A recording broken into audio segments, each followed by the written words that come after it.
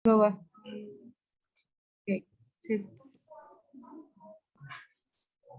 Ya, nanti buktinya rekap jenengan. Ya. Assalamualaikum warahmatullahi wabarakatuh. Perkenalkan, nama saya Rolandi Saputro. Di sini saya akan menjelaskan tentang teknologi informasi dalam bidang pendidikan.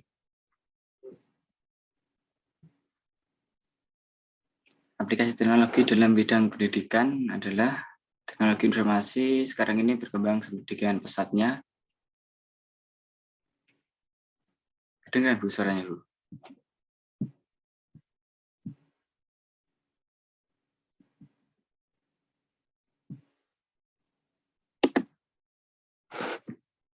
Teknologi informasi sekarang ini berkembang sedemikian pesatnya sehingga diperlukan antisipasi untuk perancangan sistem informasi di masa datang. Teknologi komputer misalnya saat ini telah berkembang sedemikian jauh sehingga memasuki teori-teori yang sebelumnya tidak pernah terbayangkan. Fungsi-fungsi dari fasilitas komputer yang diberikan saat ini mungkin Mas, hanya PowerPoint kok pakai pol, Mas? iya, Baca yang penting aja ya, Mas. Itu nggak PowerPoint kami dah. iya Bu. Oke, baca yang penting aja.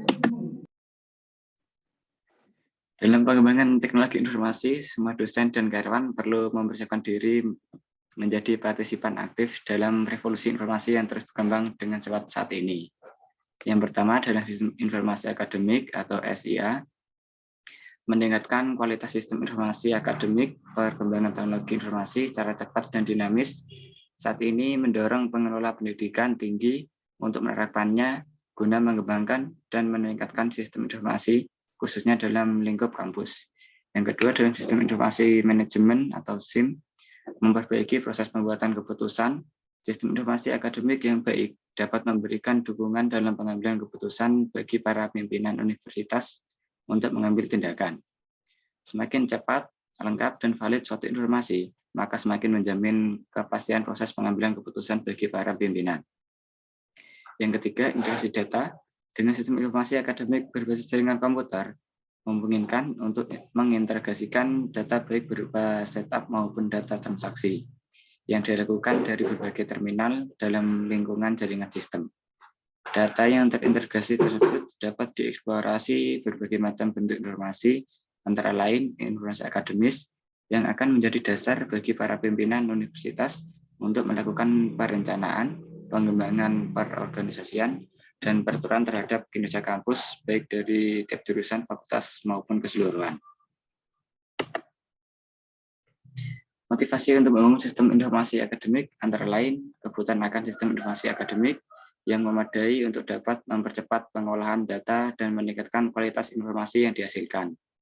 Yang kedua, keefektifan pengolah data yang berada pada beberapa tempat memerlukan transaksi yang tepat. Dan yang ketiga, jaringan komputer memungkinkan terjadinya komunikasi yang cepat antar pimpinan, dosen, karyawan dengan menggunakan fasilitas email. Dan yang keempat, sistem informasi sistem jaringan komputer memberikan perlindungan dan kepemilikan terhadap data secara online. Jaminan keamanan data tersebut diberikan melalui pengaturan hak akses para pemakai dan password, serta teknik pengaturan hard disk sehingga data mendapat perlindungan yang baik dan dapat diakses oleh pemiliknya setiap saat dari tempat yang berbeda dalam lingkungan kampus. Dan yang kelima, dengan jaringan komputer, maka tiap pengguna jaringan dapat berbagi satu atau lebih file system atau share file, sehingga memudahkan dalam pertukaran data, efisiensi waktu, dan biaya. Dan yang keenam, secara dosen, karyawan, dan pimpinan dapat mengupload ataupun mendownload file ke server sesuai dengan otoritas yang diberikan. Nah, kesimpulannya adalah perkembangan teknologi informasi di dunia harus menjadi bahan pertimbangan dalam perencanaan sistem informasi dalam lingkup pendidikan. Tren teknologi informasi saat ini yang diberikan kebebasan kepada pengguna untuk memilih solusi teknologi yang optimal untuk mengatasi problem informatikanya merupakan langkah yang sebaiknya diikuti karena dapat mengoptimasi biaya, sumber daya, dan pemakaian teknologi. Timbulnya heterogenitas sistem memerlukan dipertimbangkannya perencanaan yang mengikuti standar open system. Sebuah jaringan komunikasi data yang baik merupakan fondasi utama dalam pembangunan sistem heterogen ini karena memfasilitaskan integrasi, konektivitas, dan interoperabilitas sistem-sistem komputer yang berbeda. Nah, sekian presentasi dari saya, Bu.